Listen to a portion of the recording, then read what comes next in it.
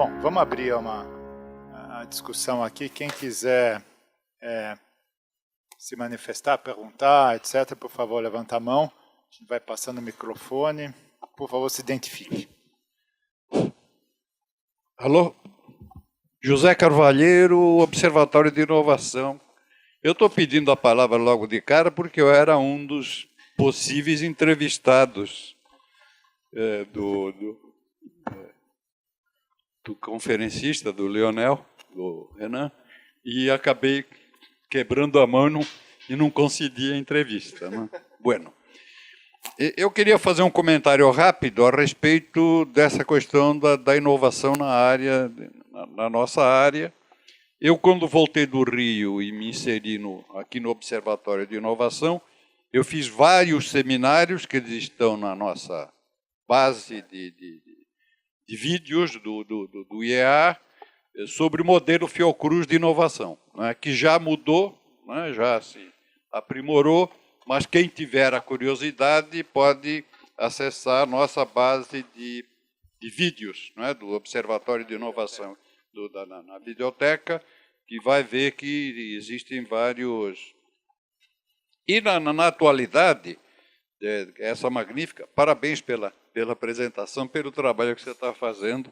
Lamento que eu não concedi a entrevista, mas eu ainda vou resgatar essa falha. Eu vou fazer um comentário breve sobre essa história da articulação supranacional, que é essencial. Eu e o Moisés, que aqui está presente, participamos na Fiocruz, no CDTS, num INCT, de inovação em doenças de populações negligenciadas. Tivemos uma reunião de avaliação faz um mês, onde verificamos que nós estamos produzindo conhecimento numa área de anticorpos monoclonais em doenças fúngicas, não é? E em oncologia. E estamos estabelecendo, nessa altura do campeonato, uma colaboração com a China, que já está nos doando 2 sequenciadores e que, portanto, isto terá um impulso. O Moisés pode fazer algum comentário. Mas o que na realidade eu quero comentar é que eu estou fazendo uma proposta, já fiz a proposta ao nosso coordenador, né, o Mário Salerno, e ao Morel, que é o coordenador do INCT, para fazer um primeiro esforço conceitual de ver as duas bases conceituais que o INCT do Rio e o NAP nosso tem. Não é? Então, isso nós vamos possivelmente promover e vamos te convidar, obviamente. Não é? Alguns seminários, a minha ideia é fazer eles conjuntamente, já que aqui a gente, quando faz isso, é transmitido ao vivo, e no Rio tem o canal Saúde da Fiocruz, para a gente poder eventualmente fazer de uma maneira mais barata, eles lá e nós aqui, e fazemos seminários conjuntos, comparando conceitualmente o modelo que o Morel introduziu no INCT das falhas. São as falhas em ciência, que são os hiatos do conhecimento, as falhas de mercado, que são os hiatos de recursos, e as falhas de saúde pública, que são os hiatos de boas práticas, com as incertezas, né? Que é o modelo que o nosso NAP, através dos trabalhos até conceituais que o Mário Salerno tem produzido. Então, uma das coisas é essa. Eu estou fazendo uma proposta que vai fazer, estou imaginando 2, no máximo 3 seminários que possam aprofundar conceitualmente essas ideias. Mas eu tenho uma novidade, não é? Que ocorreu recentemente, que Biomanguinhos, da Fiocruz, está desenvolvendo um produto, um medicamento para a doença de Gaucher, que é uma doença rara, né? Com um produto muito caro, e que a Biomanguinhos está fazendo uma planta industrial nova em Eusébio, no Ceará, com uma plataforma não animal, uma plataforma vegetal, que é uma novidade importantíssima do ponto de vista de ser uma inovação radical, não é? Para fazer essa alfa-taliglicerase, não é? Num outro modelo, portanto, uma inovação radical, que entra, tem tudo para poder ser um modelo bonito para a gente analisar concretamente essa história das falhas e das incertezas para ver como é que isso opera num caso específico como esse. Parabéns pela tua apresentação. Evidentemente, nós vamos nos esforçar para envolver você, envolver a Maria, envolver a... Aliás, o Moisés já faz parte do INCT, enfim, tem tudo para dar... E os que se interessarem pelo modelo Fiocruz de inovação, vejam a nossa biblioteca aqui, que tem várias coisas. Não vou agora dizer o que é que nós... Eu coordenei o projeto de inovação em saúde durante 3 ou 4 anos, e por isso é que eu trouxe essa ideia para cá. Mas era fundamentalmente inovação em políticas, que eu morri na praia, porque eu cheguei a fazer o decreto do Lula para criar o Inovacina, né, que era a política brasileira de produção de vacinas, e morremos na praia que esse decreto nunca foi assinado. Mas, enfim, essa é uma outra conversa. Não foi decretado. A videoteca está vocês acham no site do IEA, ou então vocês podem entrar no site do Observatório, que é oic.nap.usp.br, ali aparece uma página muito bonita, linda, e lá tem videoteca. Aí vocês entram na videoteca, tem uns 120 vídeos dos seminários que a gente conseguiu gravar e editar, que é o pessoal lá de trás, quem está aqui, ó, o Fellini e o Antonioni que estão lá atrás, depois eu apresento, que editam e sobem esses vídeos no site. Por favor. Eu sou a Cláudia, estou fazendo... Parabéns, Renan, foi ótima apresentação. Estou fazendo um pós-doc no Núcleo de Política e Gestão Tecnológica da USP, né? A gente também tem um núcleo aqui, né? Fica na FE, mas tem a participação da Poli e de outras instituições sobre medicina de precisão, que tem a ver com o seu tema, mas raspa, né? Ele tem relação, né? E eu também estou fazendo uma série de entrevistas, e no meu modelo eu entrevistei a indústria, né? Tanto a indústria olhando a medicina de precisão, não os imunobiológicos, mas tem a ver com seus resultados, né? E a resposta que eu tive da indústria, né, olhando a Fiesp e alguns players da indústria nacional, os estabelecidos, as grandes farmas, foi o seguinte: a gente entende esse mundo de imunobiológicos, mas a gente tem uma estratégia. Qual que é a nossa estratégia? É a estratégia do genérico.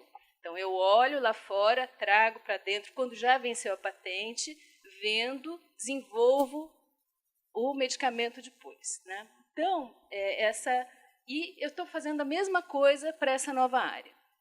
E para as empresas startups, a resposta que eu tive para a medicina de precisão é um negócio grande demais, é muito caro, né? Então, a gente está olhando, mas a gente só observa e a gente não consegue muito participar. Então, eu queria que você comentasse isso depois.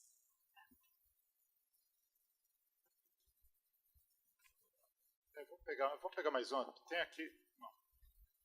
Vai lá, já está aí tudo. Então, vamos fazer, mas eu queria que você, aí a gente para ele poder respirar e responder, depois a gente faz um outro ciclo. Primeiro eu queria cumprimentar a Krieger, da Medicina e Pró-Reitoria. Eu queria cumprimentar pela apresentação. E eu primeiro queria fazer uma pergunta aqui. Quantas pessoas tem aqui da indústria?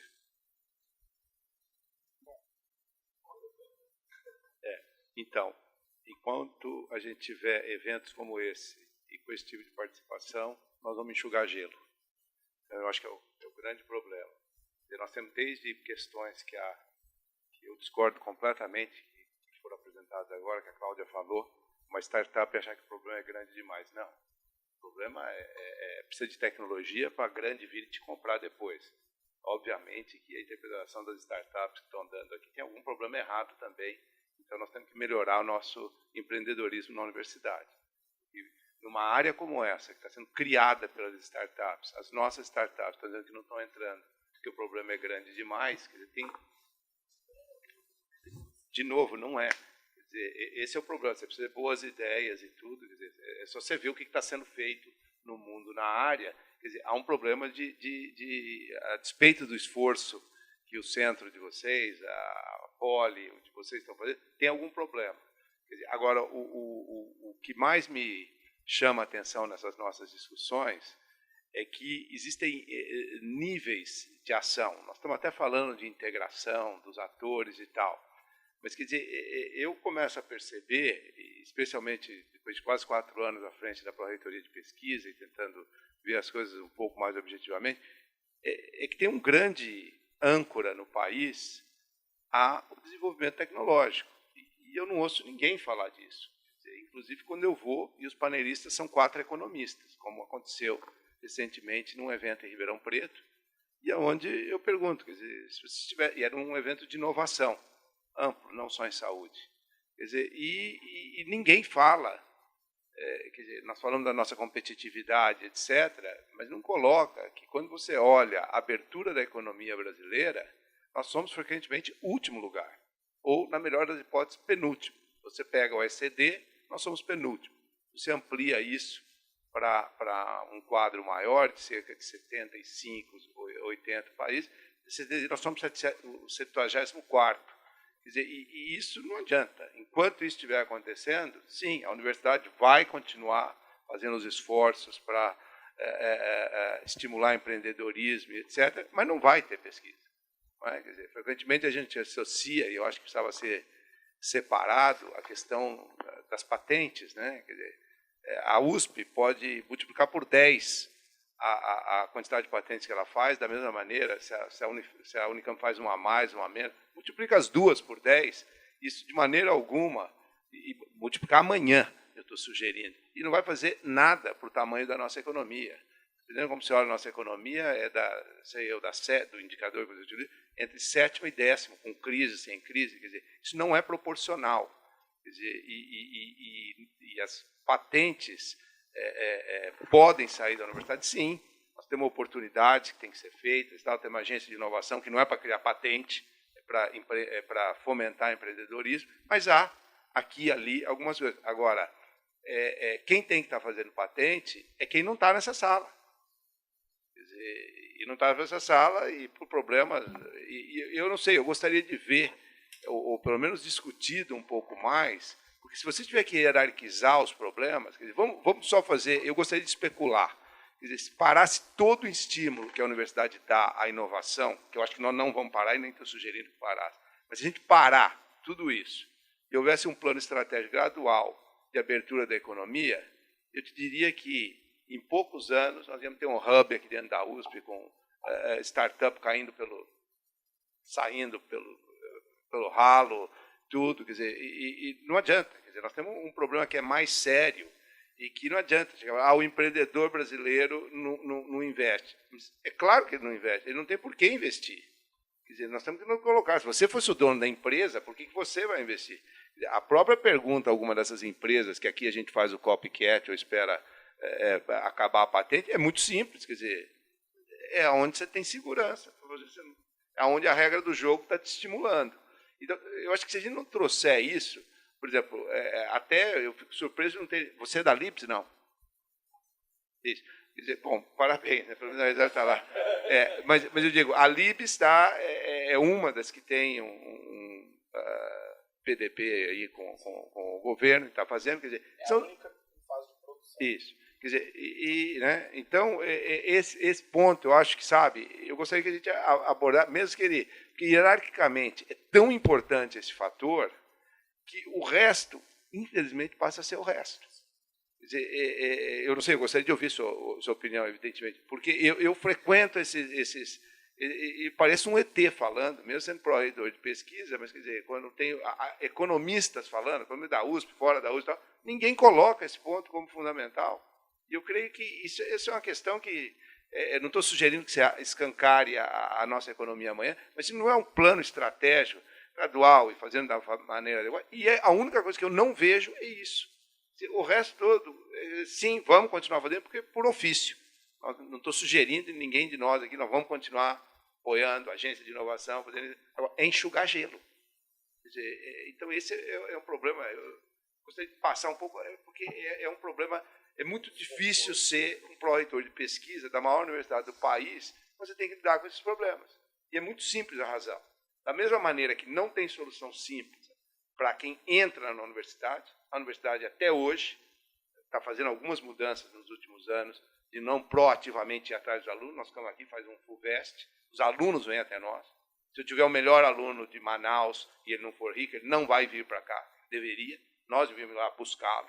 Não tem mecanismo. Agora estamos fazendo um pouco aí com o Enem e tudo de uma maneira gradual e etc. Mas não tem uma busca ativa. A Universidade de São Paulo precisava. Quer dizer, e por que ela precisa? Porque ela precisa o cara que vem de baixo. E não é com cotas que nós vamos resolver isso, né? Evidentemente. Essa é a maneira fácil. Você chegar, fica todo mundo satisfeito, ele precisa melhorar o que vem de baixo.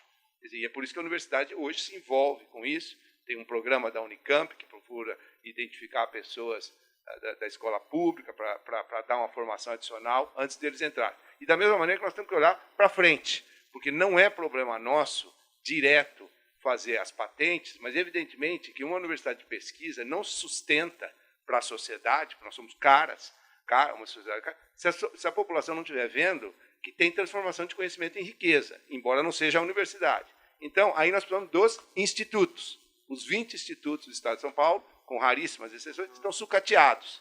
E, evidentemente, que não vai ser com 120 milhões da FAPESP que nós vamos resolver o problema dos institutos. É um problema muito sério. Eles têm uma história fantástica, não é? E deveriam, e eu insisto, os institutos privados e os públicos, que é onde você já começa a pegar o conhecimento e olhar mais com olhar, de desenvolver processos, e assim por diante e tal. E, finalmente, nós precisamos das empresas, com raríssimas exceções, a Recepta, que inclusive é um modelo diferente, mas que ela é um R&D, quer dizer, ela não é nem um R&D que não tem nada debaixo de uma parede, quer dizer, ela vai aonde tiver as coisas. Mas nós temos que ter as empresas com laboratórios, e que não tem, quer dizer, com raras exceções também. Então, desse jeito, é por isso que a USP começa a se preocupar, embora não seja o papel dela, é porque ela não vai conseguir convencer a sociedade que ela é importante, e sendo uma universidade de pesquisa, onde o conhecimento é criado e assim por diante, mas se não houver os canais da qual ela faz parte, mas não é a responsável, para fazer todo esse projeto. Então, eu queria insistir um pouco, porque você está fazendo um trabalho de pós-doc, está apresentando, você nos convence, né? Apresenta, todos já disseram, tal, mas eu acho que nós temos que atacar um pouco esses outros problemas. Articulação é importante? É.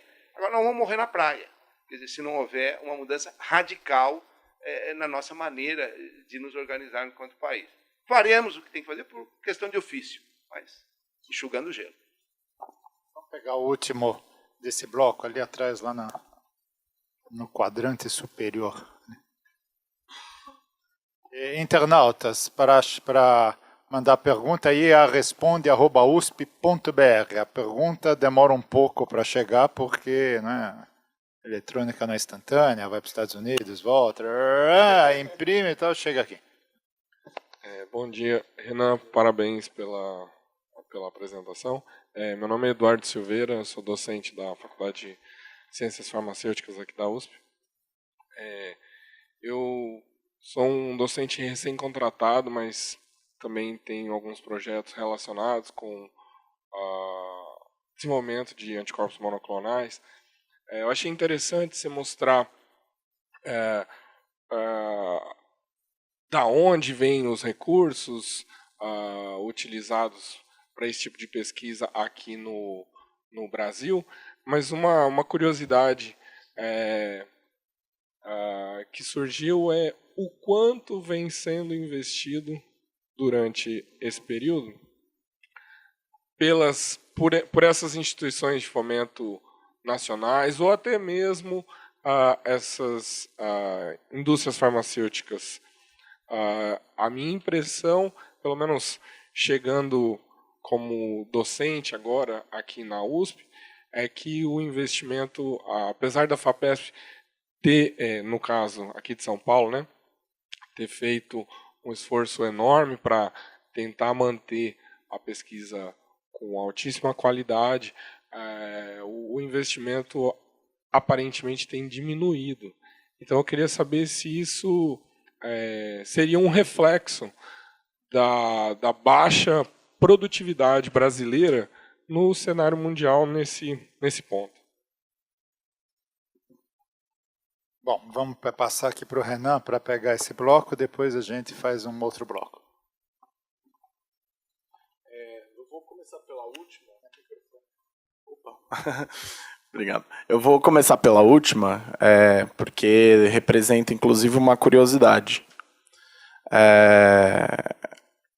Curiosamente, a área da farmácia no Brasil é muito pouco falada, né? A gente fala muito de bioquímica, sei lá, biologia celular, patologia, medicina, mas farmácia é onde a indústria vai. Por quê? Porque a farmácia é onde você desenvolve o produto. Teoricamente, a coisa mais direta seria uma ciência mais aplicada, digamos. No entanto, a gente não tem dados muito animadores em relação a investimento nessas áreas, mais de ciência aplicada. Tudo bem, isso não necessariamente implica em menos dinamismo ou mais dinamismo. A questão é que alguns projetos, e aí você perguntou qual que é o investimento, né?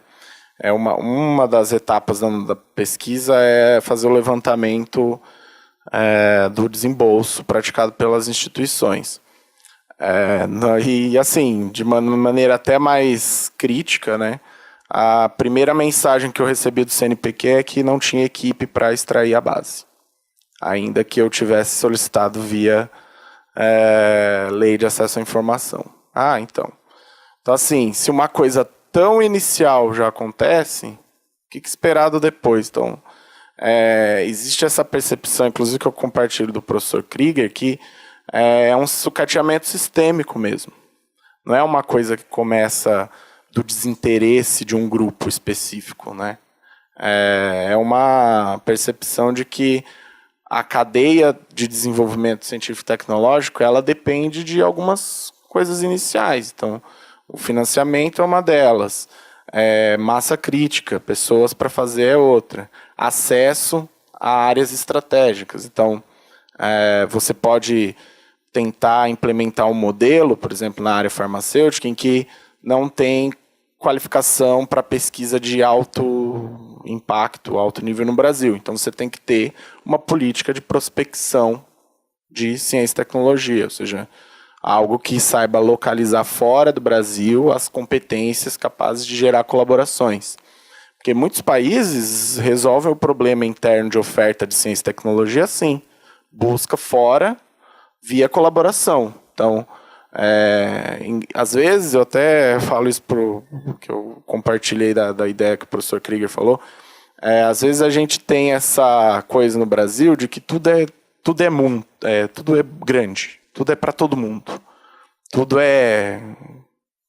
tem que ser. A gente tem até um próprio vício, assim, a gente representa 1% no mundo, mas em áreas assim, o importante não é a escala, é o escopo. Então, se a gente tem essa ideia de que você tem um recurso e ele vai ser pulverizado para todo mundo, no fim não vai recurso para ninguém, recurso que de fato vai gerar alguma coisa. Então, isso é recorrente nesse tipo de pesquisa. A falta de uma agenda de política de ciência e tecnologia que seja mais prioritária, ou seja, o que é prioritário. Claro que, como diz, eu não sou o ministro para falar isso, mas a questão é que a definição do que é prioritário tem que acontecer num ambiente de recursos escassos. Não tem recurso para tudo. Então, política é assim, política é a escolha. Escolhe investir em uma coisa e deixa de investir em outra. Então, esse é um setor que tem que ser assim, porque o investimento é alto, então não tem muito como operar em pulverizar recursos para todo mundo. Então, uma resposta até que eu te dou é que o investimento é baixo, mas em alguns casos ele até vai para coisas que acabam gerando pesquisa de alto impacto e tudo mais. Mas a gente precisa ver o que é prioritário, né? Se é isso ou se a gente quer ter um primeiro prêmio Nobel do Brasil, ou se a gente quer ter uma indústria que produza monoclonais. Então, são duas coisas diferentes, né? Em relação ao que o professor Krieger disse, vai um pouco nessa direção. Então, a gente tem essa falta de ideia do sistema, né? Ou seja, a nossa ideia sempre é muito unidirecional. Então, as políticas que a gente tem, que vêm de cima para baixo, elas não têm uma concepção de que o sistema deva estar articulado de uma maneira voltada para o escopo. Então, você deu o exemplo dos institutos de pesquisa do Estado, né? A gente tem o caso do Butantan, por exemplo. O Butantan teve alguns projetos de monoclonais, conseguiu captar, inclusive, financiamentos para desenvolvimento de moléculas. Inclusive, eu entrevistei pessoas vinculadas à área de P&D, de desenvolvimento de fármacos lá. E você até identifica essa qualificação, né?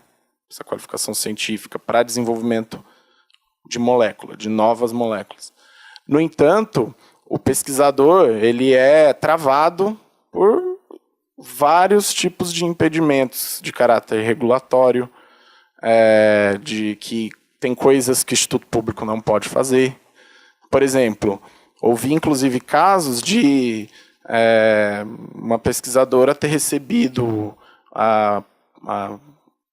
um convite para desenvolver um fármaco a partir da saliva do carrapato, que foi uma coisa que ficou famosa, inclusive saiu na revista FAPESP e tal, mas tinha um impedimento voltado no regimento dos institutos públicos que inviabilizava ela de ir buscar esse financiamento que iria poder colocar o primeiro monoclonal brasileiro no mundo, talvez em 8 anos, 7 anos. Então, é recorrente a menção deles de que a gente é travado por várias etapas. Então, assim, antes mesmo de chegar na esfera das políticas estaduais, tem problemas do ponto de vista das instituições que impedem você de captar, por exemplo, recursos com o setor privado. Agora a gente teve algum avanço com o marco regulatório, né, de CIT, que ainda é bastante controverso, porque ele te dá vias para estabelecer parcerias, mas tudo tem que ir para uma congregação, que demora 1 ano. Então, assim, são impedimentos que, às vezes, do meu ponto de vista, matam o pesquisador antes dele sair da universidade. Então, isso é uma coisa que eu tenho certeza que o senhor tem muita proximidade e que tem desenvolvido novas, inclusive, ferramentas para diminuir esses impedimentos. Então, isso seria um modelo até para os próximos anos, né, digamos, como avançar nessa cadeia.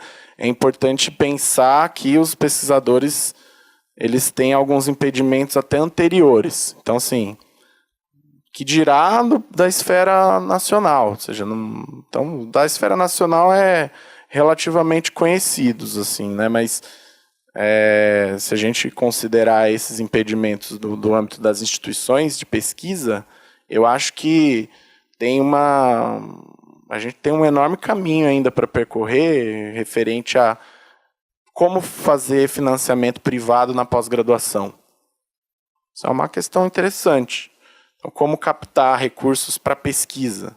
Como desvincular essa discussão de que ensino superior é a mesma coisa que pesquisa, que não é. Então, são coisas diferentes. Então, tem que ter uma percepção mais século XXI de que pesquisa precisa de dinheiro. E se a gente ficar dependendo de dinheiro público, a gente vai enxugar gelo mesmo, né?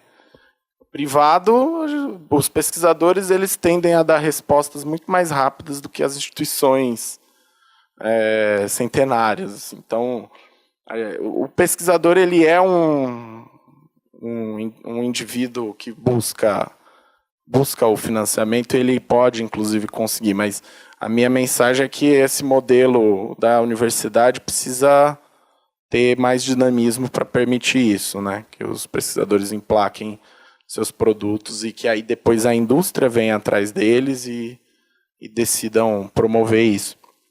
E um pouco em direção ao que a Cláudia falou, né, sobre o modelo das patentes. A gente tem na área de saúde, as tecnologias em saúde, quase que de maneira transversal, elas optaram pelo modelo de quebra de patentes e transferência de tecnologia externa. Isso é, de fato, uma verificação de que nós, nesse setor, mantivemos a nossa posição como compradores de tecnologia, não como produtores.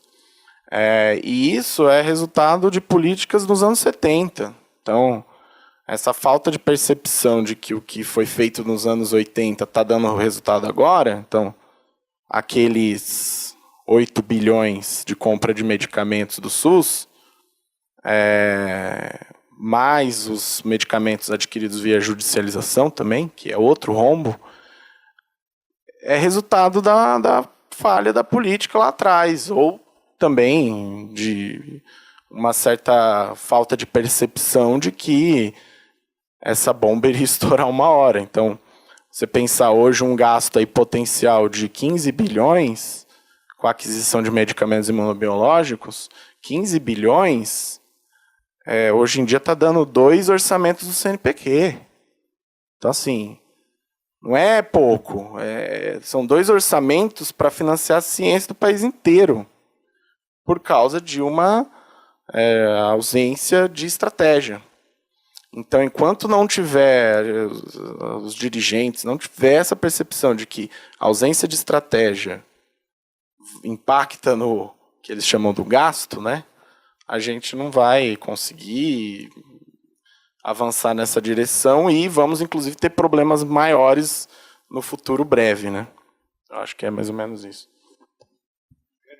Vamos começar uma nova rodada de questões que o Vinícius quer fazer. Eu vou fazer uma colocação antes aqui, tem um pouco de pergunta, um pouco de informação. Eu tive na semana passada, quinta-feira passada, o IA, através do Observatório, tem um convênio com o IPEA, né? Um convênio de troca de dados, e a gente desenvolve algumas pesquisas junto com eles, e no momento a gente está fazendo 2, uma, assim, são bem curtas, uma tem a ver com, digamos, biofármacos, né? E outra é energia solar, né? Mas é um pouco um mapeamento de algumas competências, algumas possibilidades de política pública, etc. O IPEA tem um programa bastante amplo para tentar discutir isso em vários segmentos de atividade, se eu puder dizer. Isso aí eu estava conversando com o pessoal lá de IPEA, e falei, seria interessante se a gente pudesse rodar microdado, por exemplo, da base dos diretórios dos grupos de pesquisa, que é um derivado do Lattes, né? O IPEA já fez isso há um tempo atrás, a gente podia comparar, então tem um monte de limitações, mas enfim, é o que temos na praça. Tá? E aí a gente foi numa reunião com o presidente do CNPq, né, o Mário Neto, nós solicitamos os microdados, então está lá na fila. Talvez chega para o IPEA, né, a gente roda lá, mas seria possível rodar. Se chegar a isso, eu te aviso, mas vamos ver. Né? Já tem algum tempo que o pedido foi feito, e etc. E não é uma coisa muito difícil. Rigorosamente, em 15 minutos, tira-se o espelho da base. Mas eu acho que, aparentemente, o CNPq tem algum problema operacional nessa área. Estão mudando o Lattes, eu não sei exatamente o que está acontecendo. Bom, enfim, isso é uma coisa. Tá? Em 2003, eu fui diretor do IPEA, diretor de políticas setoriais do IPEA. Uma das primeiras coisas que passou na minha mão foi um trabalho que o IPEA estava entregando para o Ministério da Saúde, né, e que elencava os 1024 fármacos prioritários para a política de saúde. Aí eu escuta, ter 1024 e ter nenhum é exatamente a mesma coisa. Certo? Né? Então, aí a gente fez uma reunião com o Ministério e eu falei, eu quero um. Não, mas eu falei, eu quero um, porque se não tiver um, não vai ter nenhum. Não consegue. Não consegue. Então, a gente tem uma dificuldade de priorizar. Priorizar é o seguinte, vai ser isso e não vai ser aquilo. Certo? É muito difícil, mas vai ser isso e não vai ser aquilo. Então, como não prioriza, não vai ser nem isso, nem aquilo. é a Cecília Meirelles, ou isso ou aquilo, né? Nem isso nem aquilo. Né? Enfim, não dá. Né? Então, acho que tem um problema nas nossas instituições que é difícil priorizar. E, às vezes, tem uma judicialização das escolhas. O dirigente ele tem que escolher, senão ele não precisa estar lá, certo? Essa é a essência da política, é você escolher. Se você não escolhe, não precisa estar lá. Né? Então, isso é relativamente complicado. Tá? E acho que o Krieger falou num ponto, eu vou voltar, mas solta empresa. Nós fizemos um trabalho que terminou uns 2 anos atrás, que você mostrou um índice um ranking. Esses rankings são muito ruins em gerais. Tá? A gente, em convênio com o Conselho de Competitividade norte-americano e com a Federação Global dos Conselhos de Competitividade, a gente desenvolveu um sistema diferente. Então, a gente pega um monte de indicadores, 8 classes de indicadores, tá? Para classificar país, mas cada um classifica com o critério que quiser. Certo? Até você roda lá umas estatísticas, ele te sugere alguma coisa. Porque tem coisas meio esquisitas, por exemplo, nos rankings de inovação, o Paraguai está em 6º lugar, né? Estava. É uma coisa meio esquisita, na frente dos Estados Unidos, não dá para entender. Né? Como a Colômbia está na frente do Reino Unido, certo? Mas a Colômbia, depois eu falo da Colômbia. Enfim, tá? E tem uma série um dos indicadores que a gente trabalhou lá, foi criado por um chileno, que aliás deu uma entrevista na Folha segunda-feira, o Hidalgo, que ele fala da complexidade do tecido produtivo. Tem uma série de indicadores para isso, mas a grosso modo é o seguinte, onde a gente consegue fazer as coisas? Né? E o Brasil, o tecido produtivo brasileiro está se esgaçando nesse sentido. Né? A gente já foi capaz de produzir mais coisas, né? Estou dizendo que é fechado ou aberto, mas onde tem massa crítica, etc. Por exemplo, a Alemanha tem massa crítica para quase tudo, mais que nos Estados Unidos. Né? Então, se você quiser produzir alguma coisa com uma certeza, rápido, vai para a Alemanha. Né? Porque está tudo lá, todos os fornecedores estão lá, etc. Principalmente eletromecânico, com eletrônica, enfim. Se a gente pegar aquele gráfico que você mostra de alta, como é que chama? Importações de alta tecnologia, a gente vai ver que a partir de um ponto, a classificação não tem outra, mas ela é meio complicada, porque, por exemplo, telefone celular é considerado alta tecnologia. Nós produzimos telefone celular, mas a gente não produz nada de alta tecnologia do telefone celular. Então a gente produz o carregador, a capa, ou não sei o quê, mas o chip não produz, a placa não produz, etc. Isso. É a maior fatia do porque aí entram todos os componentes eletrônicos, que a nossa produção é zero. Tá? É zero, mas é mínima. Tá? Então, o Brasil se descolou, do ponto de vista negativo, da indústria, entre aspas, mais moderna, eletrônica, química fina, etc. A gente tem uma dependência atrás, não tem tecido produtivo. Né? Então, acho que uma das questões de patente é muito farmácia, química e eletrônica, são setores que não tem empresa, não tem muito interesse em patentear, porque não tem um agente que vai beneficiar da patente. Isso efetivamente um buraco. Bom, vou mudar de assunto um pouquinho, antes de passar para você.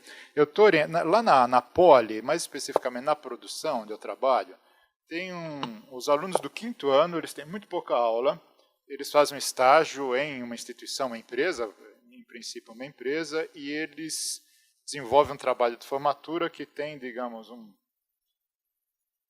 formatação parecida com o de mestrado do ponto de vista de julgamento, só que você vai para uma banca de 3, mas o ritmo é muito mais sumário, tá? É muito rápido. Esse ano, por contingência, eu estou orientando 2 trabalhos que têm a ver com... Um deles é um estudante que está trabalhando com uma empresa que desenvolve P&D para o agronegócio. Tá? É uma empresa brasileira. E o centro de tecnologia verde deles, de biotecnologia verde, é na Colômbia. Tá? Porque aparentemente a Colômbia tem alguma vantagem, não sei das quantas, para esse tipo de desenvolvimento, eu nunca tinha ouvido falar. Eu estou indo para a Colômbia, na universidade, daqui a 15 dias. Eu nunca tinha ouvido falar nisso. E eu fiquei surpreso que a Colômbia está muito bem posicionada nesse seu ranking. Tá?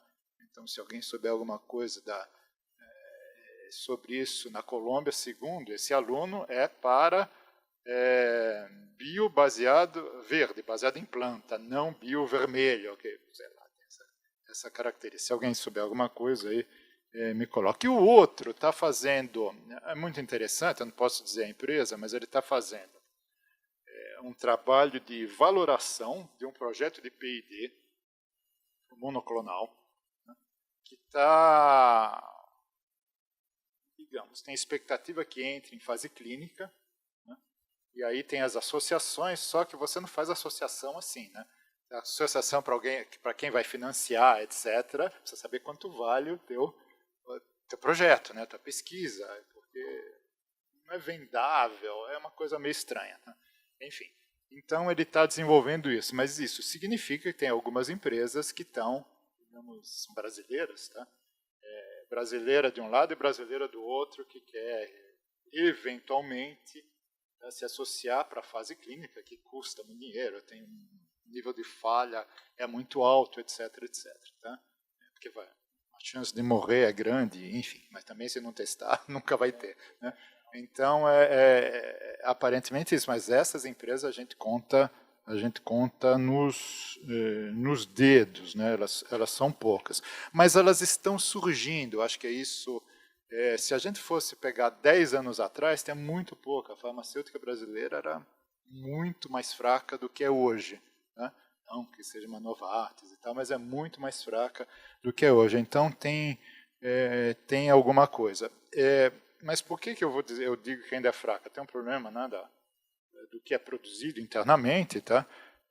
Tem 19 patentes para 1.900 artigos, tá? Bem, uma comparação meio grossa, as bases não são as mesmas e tal, mas dá uma ideia do que é. O financiamento de testes clínicos por multinacionais, o Brasil parece que tem algumas vantagens em fazer testes clínicos, que ou é mais barato, ou tem algumas coisas que você pode fazer aqui e não pode fazer em outros lugares e tal.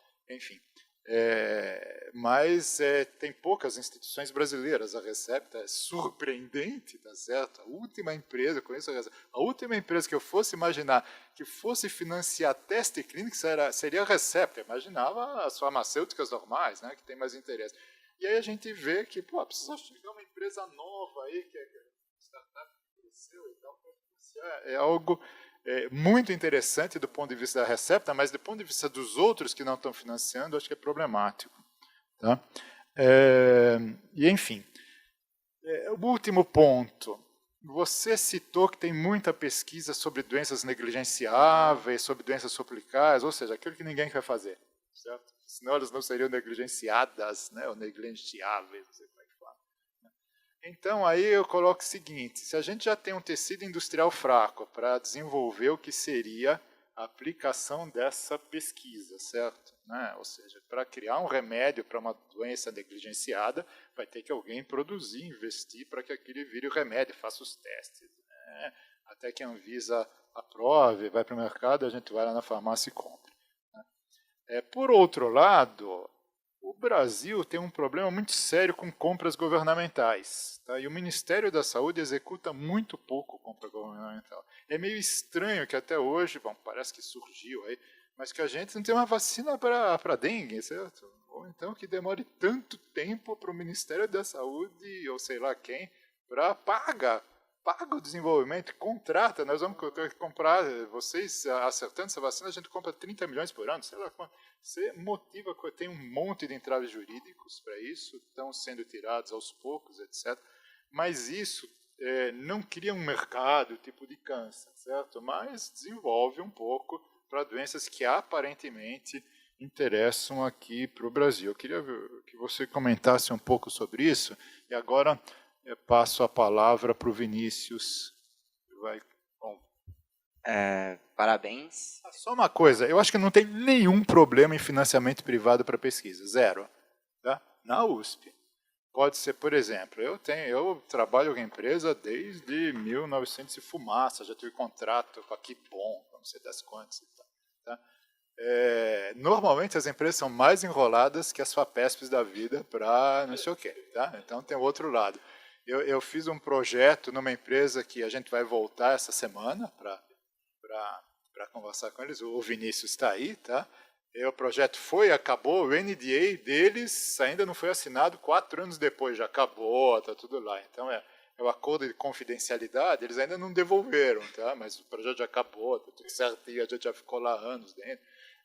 Tem coisas esquisitas, tá? Enfim, mas se quiser, faz, tá? A gente sai aqui, tem vários laboratórios, tem da Embraer, muito interessante na mecânica, tem da Petrobras, que é uma coisa, vale a pena só para visitar, ali no tanque de provas numéricas, tem um monte de outros, tá? Mas o problema é que tem pouca empresa que está interessada nisso. Acho que é mais isso do que... Às vezes tem dificuldade burocrática sim, tá? Mas isso se resolve. Vai lá, Vinícius. Bom, sou Vinícius Brasil, doutorando da Poli na produção, no Laboratório de Gestão da Inovação. E eu queria levantar uns pontos que acho que para reflexão e talvez preocupação e que eu acho que podem ser extrapolados para a ciência brasileira em geral. Em relação à quantidade de artigos e quantidade de patentes, e essa relação que você criou entre Brasil e Israel, e essa diferença que é gritante. A outra, em relação ao fato de que das principais revistas onde se publica, 2 são brasileiras. E um terceiro ponto que indica o descolamento das áreas da pesquisa brasileira em relação ao que o estado da arte no resto do mundo faz naquele tema. Então, isso traz uma reflexão em o quanto a questão não é só de quantitativa, mas também qualitativa, e o quanto, primeiro, pode estar faltando coordenação, a falta de patente em relação à proximidade ou não com a empresa, e o interesse ou não da pesquisa chegar até esse ponto e ter esse interesse, e um outro ponto em relação a essa internacionalização e inserção global e o entendimento da ciência como global, principalmente uma área mais hard science como essa, e o quanto a gente às vezes pode estar negligenciando esses aspectos do ponto de vista qualitativo. E eu acho que eu enxergo e me preocupo com isso em todas as outras áreas. Eu acho que a gente, primeiro, se isola.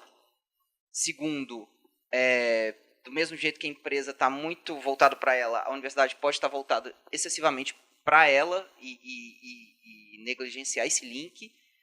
E, por exemplo, o caso das revistas brasileiras. Espera aí, qual a relevância disso em nível global? Qual é o interesse que nós temos em ser um player científico global?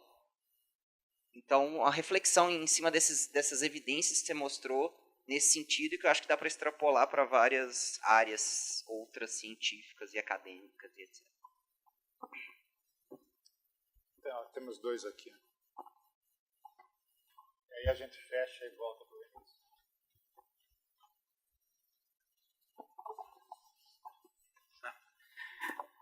Bom dia a todos. Eu sou Moisés Goldbaum, sou professor sênior do Departamento de Medicina Preventiva da Faculdade de Medicina da USP.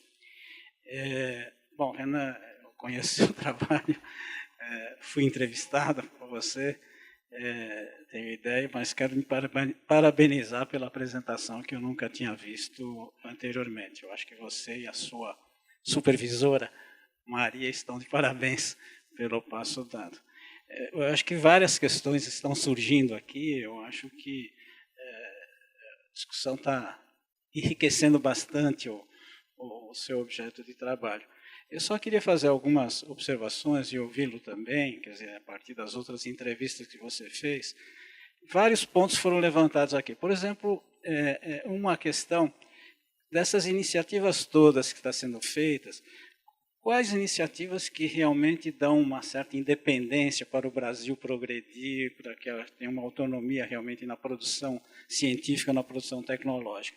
Vou fazer referência às PDPs, por exemplo.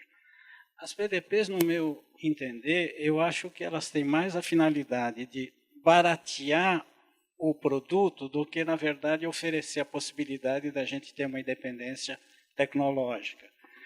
De certa forma, a fazer o PDP, vamos entrar no enxugar o gelo do que o professor Krieger levantou. Porque, veja, se trata de transferência, são programas de transferência de tecnologia na qual a gente não tem acesso. No caso dos produtos farmacêuticos tradicionais, a gente não tem acesso à formulação dos insumos farmacêuticos ativos, que é a base. Quer dizer, no fundo, me permita o termo, a gente vai virar embalador de medicamentos. Eu tenho a impressão que isto talvez venha a ocorrer também na área dos biotecnológicos, onde a gente provavelmente terá também essa dependência. Quer dizer, que tipo de política que a gente está implementando no sentido de fortalecer essas áreas, né? Uma observação que o professor Mário fez da questão da vacina, o Brasil está trabalhando a questão da vacina da dengue, o Instituto Butantan vem trabalhando, acho que o Ministério da Fiocruz também. No entanto, se toma uma política de introduzir uma vacina que as prefeituras aceitam e cuja eficácia é bastante duvidosa e a gente está investindo, gastando um bom dinheiro ao invés de estar trabalhando no sentido de garantir a nossa capacidade de produção da vacina. Então, veja, há vários problemas que estão colocados aqui que eu acho que mereceria realmente uma discussão mais ampla. Eu acho que caberia, talvez, a nós aqui da USP. A USP é uma instituição cuja voz é ouvida, cuja voz é falada, que tem uma influência muito grande, e eu tenho a impressão que nós estamos muito tímidos nesse nosso papel no sentido de definir políticas, né? Veja que, por exemplo, a questão que, mais uma vez, Mário Salerno levantou, a questão de definição de prioridades. Eu me lembro da segunda Conferência Nacional de Ciência, Tecnologia, Inovação e Saúde, que o Carvalheiro participou, quase apanhou, quase todos nós... Exatamente, né? E não só vaia, como teve um abaixo-assinado encaminhado ao ministro para que fizesse uma repreensão à minha pessoa pela forma de conduzir a plenária. Onde a definição de prioridade, quer dizer, quando você envolve, como na conferência, as sociedades, ela é absolutamente difícil, porque cada um olha para o seu umbigo e esse é importante. Quer dizer, precisaria, na verdade, a gente ter uma forma realmente que acabou saindo, por exemplo, uma agenda de prioridades que vai de A a Z, ou seja, não tem prioridades. Mas isso, de certa forma, permitiu ao gestor que pudesse escolher, dentre aquelas ali, formas pelas quais isso não foi feito, lamentavelmente. Mas eu acho que, diante deste emaranhado de situações, frente ao enxugar gelo que o professor Krieger levanta, frente a esta ausência quase que unânime da indústria nesta reunião, com exceção da Recepta, né? É uma instituição que eu acho que a gente deve ter muito carinho para com ela, realmente, inclusive fruto de um ex-professor aqui da USP, né? Quer dizer, realmente, e é físico, né? Que não tem nada a ver com a área da saúde.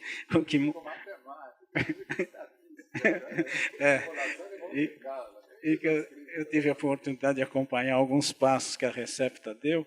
Eu acho que está num momento extremamente rico para que a gente aqui na USP pudesse, eu faço uma sugestão, que a gente fizesse um seminário para que a gente saísse desse enxugamento do gelo, para que pudesse estar fazendo um seminário para definir políticas de ciência e tecnologia, que a gente pudesse estar olhando as políticas de ciência e tecnologia, quais são os gargalos que está enfrentando, e com esse trabalho que o Renan está fazendo, várias questões estão surgindo. Eu acho que valeria a pena, Mário, que a gente realmente pensasse na possibilidade, particularmente na área da saúde, que se mostra muito proveitosa para isso, e a gente tem várias iniciativas no Brasil, agora o novo marco legal de ciência e tecnologia abre espaço para que a gente realmente trabalhe um pouquinho menos trabalhe um pouquinho mais esse enxugamento de gelo. Eu faria uma sugestão de que a gente pudesse está organizando um seminário para discutir estas questões e dar um passo avante. Podemos Obrigado. fazer assim. O IEA fez um seminário há um mês atrás, não lembro exatamente, foi uma segunda-feira, não sei porque eu não vim, porque eu dava aula de manhã e de tarde, sobre aprendizado de máquina com o Fábio Cosman, que articulou, que foi quem Fábio fez o seminário, o seminário anterior a esse foi com ele, e foi uma coisa assim surpreendente, porque conseguiu se colocar os diversos grupos que são pequenos, todos são bons, mas são pequenos, na USP, que trabalham com aprendizado de máquina, inteligência artificial, etc., na Poli, no IME aqui, e na Matemática de São Carlos, tá, que já é... E tinha 30 ou 40 empresas, entre 30 e 40 empresas, e vai ter uma série de desdobramentos aí. Dá para fazer, acho que isso dá para fazer, pode ser uma coisa legal. Bom dia, eu sou Maria Novaes, sou também do Departamento de Medicina Preventiva, da Faculdade de Medicina da USP. Então, nós dois aqui, o Carvalheiro é parceiro nessa discussão de ciência e tecnologia na área da saúde coletiva há muitos anos, que sempre aliás, é importante, por exemplo, apontar que essa é uma área micro na saúde coletiva, não é prioridade, né, na área da saúde coletiva. A gente... Não, isso independente. Então, mas o que diz que a saúde pública, a saúde coletiva, tem uma dificuldade de lidar com esse tema, né? Porque tem tantas outras coisas a serem discutidas antes, então ela tem dificuldade em se posicionar até como uma área de pesquisa e conhecimento, quer dizer, no mínimo como uma área de pesquisa e conhecimento, e teve algum protagonismo, mas muito em contextos específicos, do professor Reinaldo Guimarães, enfim, em alguns momentos, mas absolutamente contextuais. Quer dizer, não há essa tradição na saúde pública de pensar a política científica e tecnológica, enfim, mais sequencialmente, de forma sustentável, que diz alguma coisa. E nossos cabelos brancos, né, já dizem também que cadê a renovação, né? Tá, eu sei, então. Eu achei, eu quero, por exemplo, também enfatizar, e para chegar no ponto que eu gostaria de dar continuidade ao que o Moisés está propondo, que o Renan ele veio para a Faculdade de Medicina porque, claro, eu sou da área da saúde, mas eu acho que a área da saúde é muito particular. Ela não é... Eu não conheço a área, digamos, da aviação suficientemente, então eu posso olhar e dizer assim, acho que é mais... Não tem as mesmas características que tem na área da saúde, mas eu tenho convicção, e acho que a literatura internacional também mostra, que pensar desenvolvimento científico, tecnológico e inovação na área da saúde tem características muito particulares, né, que precisam ser reconhecidas. E até tem uma literatura recente mostrando, quer dizer, como na área do desenvolvimento científico, tecnológico e inovação na área da saúde, na fase anterior do desenvolvimento da indústria farmacêutica, o protagonismo dos serviços de saúde, quer dizer, a participação dos médicos enquanto observadores de questões, geradores de pesquisa e de questões para desenvolvimento científico e tecnológico, e que isso estaria se deslocando, então até diminuindo o protagonismo, mas isso nos seus dados aqui não está assim tão evidente, diminuindo o protagonismo do serviço de saúde, enquanto geradores de novos produtos, digamos, né, ao final.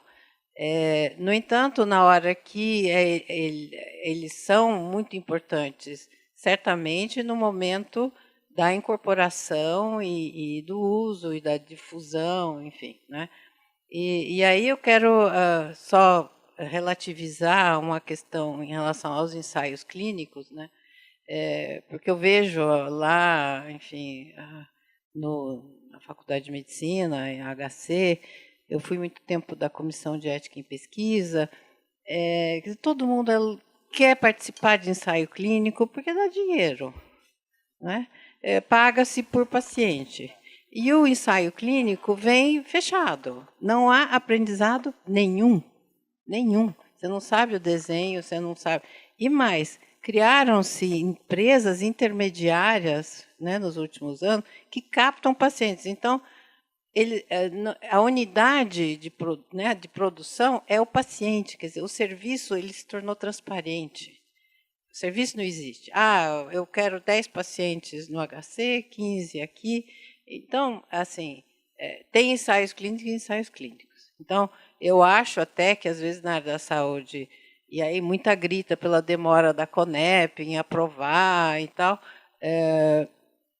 eu acho que a gente tem que olhar com cuidado para os ensaios clínicos. Eles não são bem em geral. E, sim, nós nos tornamos um país onde as indústrias gostam de fazer ensaio clínico, porque nós somos mais baratos, nós temos serviços que, digamos, cumprem a sua qualidade mínima, né, por comparação, digamos, à África ou, sei lá, outros países, e nós temos pacientes dóceis, entendeu? Quer dizer, é uma coisa, né, que aceita, digamos, a cordialidade brasileira, entendeu? Também está presente nos ensaios clínicos. Bom, então, essa questão do ensaio clínico merece uma discussão, eu acho que mais aprofundada. Nesse sentido, eu reforçando, quer dizer, eu acho que aqui na USP existem vários grupos, quer dizer, o senhor, né, com o grupo, existe também o Ariplons, que acabou de sair um número da revista que trata de inovação, né, um pedaço da revista IEA, o professor Cláudio Arbix, né, enfim, eu acho que existem grupos que trabalham com a discussão de desenvolvimento tecnológico, inovação, na USP, e que, eventualmente, poderia ser interessante juntar quem tiver interesse nisso. Eu posso estar propondo uma heresia, não sei se vocês são inimigos, mas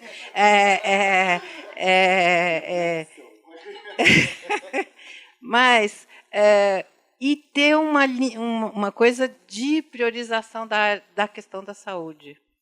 Entendeu? Eu acho que isso não existe. A Unicamp, lá, o pessoal não se interessa por saúde, não é prioridade lá. E nós temos, a USP tem densidade de área de pensar em inovação, né, em geral, e por que não criamos uma frente de pensar a saúde, aprofundar isso e juntar todas essas vocações? Essa é a minha proposta. Não, dá para fazer sim. O Ari é meu vizinho de sala, ele é vice-diretor aqui também, o Glauco é do Observatório. Não tem nenhum problema, dá para montar. Porque a saúde, ela é tinhosa, ela é difícil. E os médicos são tinhosos também. São tinhosíssimos. E tem um poder maior do que, sei lá, o comprador de computadores, ou sei lá, do posto de gasolina, quer dizer, é diferente. Mas dá para montar.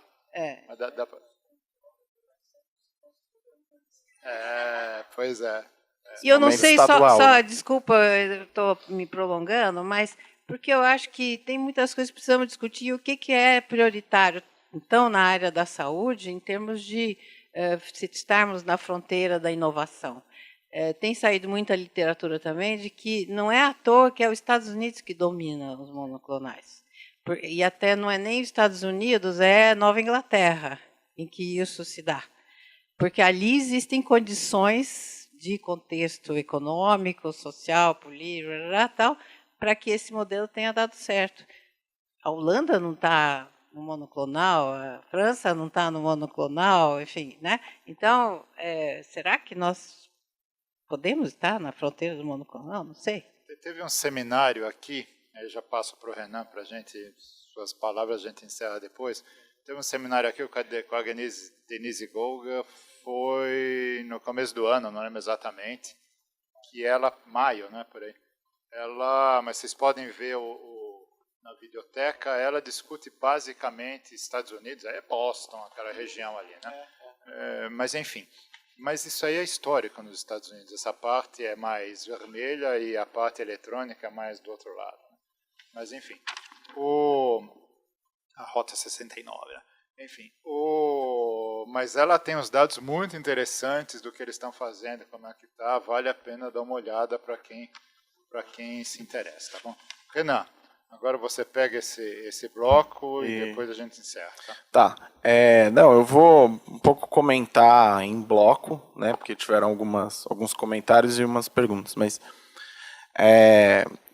o que eu quero até chamar a atenção aqui, até aproveitando que é um caminho um pouco mais de finalização do seminário, é mostrar assim que quando a gente circula em congresso internacional, as pessoas perguntam assim, viu, mas por que Fiocruz e USP não conversam?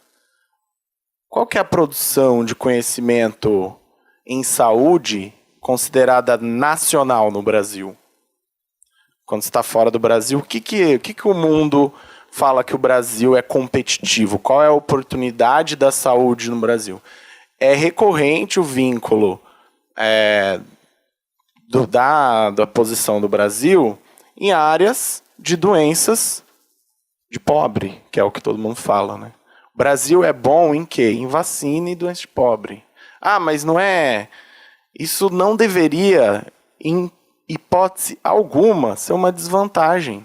Porque isso não é uma desvantagem. Isso, na verdade, é uma oportunidade.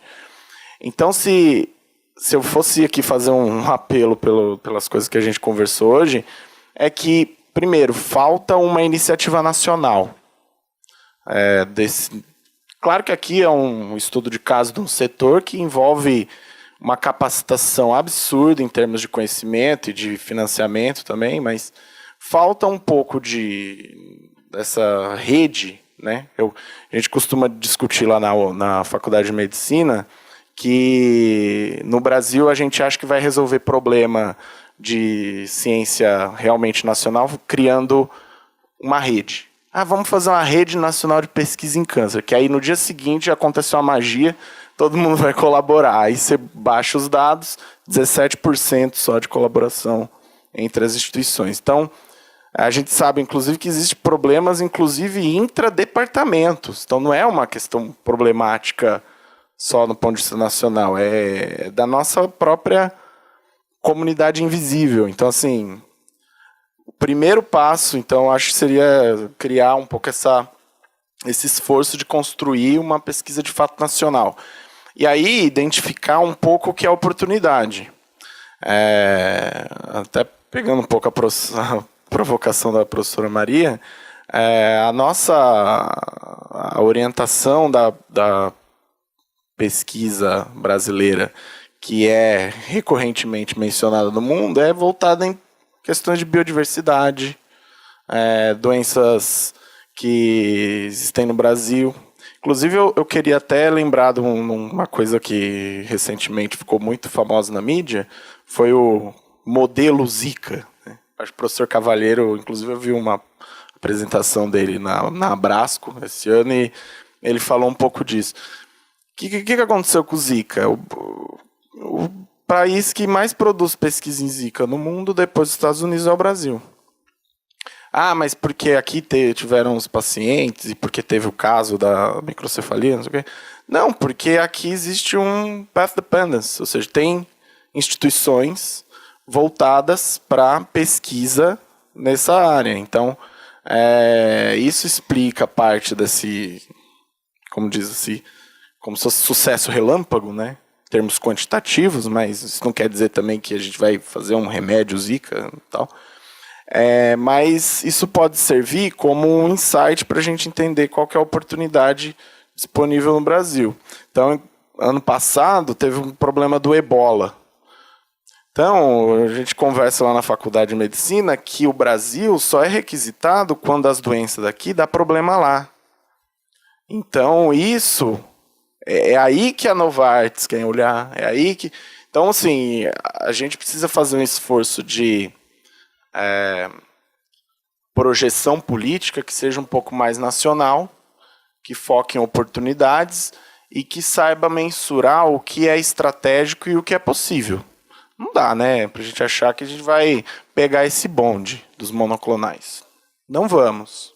Não vamos e vai ter que ter outro bonde, mas aquela fatiazinha azulzinha ali poderia muito bem ser medicamentos para áreas em que a gente tem competitividade para produzir pesquisa de alto impacto e com algum tipo de cadeia de desenvolvimento tecnológico, mas eu acho que a gente tem que mudar um pouco a percepção de querer entrar em tudo, que aí vai um pouco no que você falou, das 1024 prioridades, ou das 26 prioridades em saúde, só em saúde, 26, e lembrar que aquele, aqui do gráfico que o professor Moisés está olhando ali, tem um elemento ali de decisão, que é a aeronáutica, que é a única coisa superavitária em alta tecnologia no Brasil. Então, aquilo ali foi escolha, foi decisão. São José dos Campos, Embraer. Aquilo foi uma escolha. Foi Embraer, foi São José dos Campos. Então, assim, aquilo é o resultado de quando você mensura uma oportunidade e onde pôr o dinheiro, enfim. Então, eu queria comentar rapidamente que o Vinícius soube captar 3 coisas que para mim também foi muito expressivas, que mostram um comportamento, digamos, internalista da ciência brasileira, que pode ser discutido e aprofundado, e que, de alguma maneira, esse movimento de empenhar o Brasil e nossas capacidades científicas no mundo requer um esforço nacional de criar, como diz, vamos prospectar primeiro onde nós somos competitivos e depois pensar nas políticas que podem potencialmente expandir essa competitividade e transformá-la em setor de sucesso, assim como foi o caso do álcool, do etanol celulósico, e que é uma coisa mundialmente conhecida. Então, não deve ser vergonha para ninguém nós utilizarmos as oportunidades que temos aqui. E, em geral, acho que pelo horário avançado, queria agradecer a oportunidade e dizer que fiquei muito feliz de poder ter os meus professores, colaboradores, vizinhos de sala e papos de almoço se deslocando aqui para o campus para a gente fazer essa discussão. Eu fico feliz. Obrigado. Obrigado, Renan. Daqui a 2 semanas o vídeo editado vai estar disponível para todo mundo consultar na página do EA ou do Observatório. E eu gostaria de convidá-los e convidá-las, né, para o próximo seminário, que vai ser no dia 21 de novembro, com o tema Desafios da Inovação. Quem vem aqui é o João Denegre. Quem é o João Denegre? João Denegre é um pesquisador de IPEA, ele é diretor de IPEA, foi diretor da FINEP, e ele tem uma tese que é tão simples quanto interessante, que é o seguinte: não adianta só aumentar o investimento em inovação, precisa aumentar a qualidade do investimento. Então, enfim, e ele vem aqui para fazer essa discussão no dia 21 de novembro, que é uma terça-feira, 10 horas da manhã. Okay? Eu queria agradecer aqui o pessoal do IA que deixa de pé esses seminários, tá? A Sandra Cedini e a Fernanda da Comunicação, os nossos 2 ali atrás que nunca aparecem. Quem mexe com imagem nunca aparece, certo? Porque fica atrás da imagem que a gente vê, é uma outra imagem. Tá? Que é o Sérgio, tá vendo? Eles até piscaram aqui de sacanagem, né? Que é o Sérgio e o Jorge, o Felino e o Antonioni. Né? Tem a Raimunda da Copa, a Leonor que da foto. E é isso, gente. Muito obrigado pela presença e até o próximo seminário. E quem quiser consultar esse, todos os outros, tá? A gente já fez alguns sobre saúde, vários, né? Vocês podem consultá-los, assistir os vídeos na nossa videoteca. Obrigado, até mais.